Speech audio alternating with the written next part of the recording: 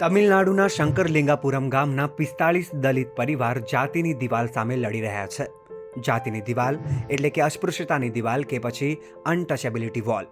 આ દિવાલ ગામના કહેવાતા ઊંચી જાતિના લોકોએ બનાવી છે, જે તેમના અને દલિતો વચ્ચે એક ભેદરેખા ઊભી કરે છે. આ દિવાલ આદિ દ્રવિડાર નામના દલિત સમુદાયના લોકોને ચર્ચ અને કોમન રોડ રસ્તા વાપરતા રોકે છે. દલિતોને ત્યાં જવા ઉપર પ્રતિબંધ છે. હવે આ દિવાલના કારણે આ પરિવારોનો વિકાસ રૂંધાઈ રહ્યો છે, જેથી છેલ્લા 6 મહિનાથી લોકો તેને તોડી પાડવા પોતાના ઘરની બહાર કાળા વાવટા ફરકાવી આંદોલન કરી રહ્યા છે. ઘણા સામાજિક સંગઠન પણ તે લોકોના સમર્થનમાં આવ્યા છે. આટલા દિવસથી આ લડાઈ ચાલતી હોવા છતાં ત્યાંની સરકાર ચૂપ છે. હવે દલિતોએ આ આંદોલન 26મી જાન્યુઆરી સુધી લંબાવવાનો વિચાર કર્યો છે. જો કે આ પહેલીવાર નથી. એપ્રિલ 2012માં તમિલનાડુના સાલેમના નારાસોથા પટ્ટીમાં 10 ફૂટ લાંબી અને 5 ફૂટ ઊંચી જાતિની દિવાલને તોડી પડાઈ હતી.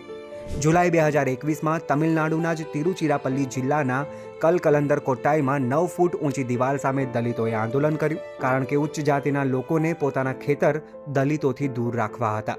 ઓક્ટોબર 2022માં તમિલનાડુના જ તિરુવલ્લુર જિલ્લામાં દલિતોના મોહલ્લા પાસે બનાવાયેલી 90 મીટર લાંબી જાતિની દિવાલને તોડી પાડવામાં આવી.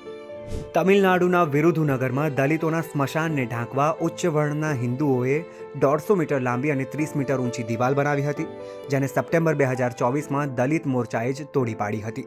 અને આવી ઘણી બધી જાતિની દિવાલો તમિલનાડુના ઘણા ગામડાઓમાં આજે પણ જોવા મળે છે. ક્યારેક માથે મેલું ઉપડાવવું, મૂછો રાખવા માટે થતી હત્યાઓ, ઘોડી પર ચડવા માટે થતા પથ્થરમારાઓ.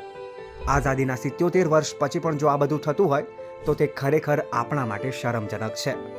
આ 26મી જાન્યુઆરીના રોજ દેશ 76મો ગણતંત્ર દિવસ ઉજવશે. ત્યારે બંધારણે દેશના એક નાગરિકને આપેલા મૂળભૂત અધિકારોના સરેઆમ ઉડતા લીરે લીરા કેટલી હદે યોગ્ય કહેવાય.